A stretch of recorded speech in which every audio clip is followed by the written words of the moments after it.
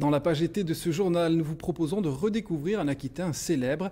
Michel de Montaigne, l'auteur des Essais, était très attaché à son pays du Périgord, aussi bien pour la culture que pour la gastronomie et l'amitié. Sébastien Bouvy, Robin Nouvel.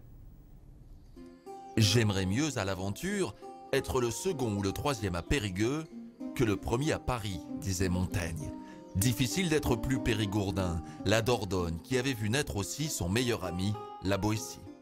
La Boétie qui était son aîné, qu'il avait rencontré à Bordeaux et dont il disait, quand on lui parlait de son amitié et des raisons de cette amitié, parce que c'était lui, parce que c'était moi, je crois que ça dit tout des relations qu'il pouvait avoir et qui étaient avant tout des relations intellectuelles et affectueuses entre deux grands humanistes, entre deux grands défenseurs de la liberté en effet, et entre deux érudits, amoureux de la vie, amoureux des femmes, très amoureux des femmes et amoureux aussi de la gastronomie. On lui doit cette expression, la science de gueule, en parlant de la cuisine.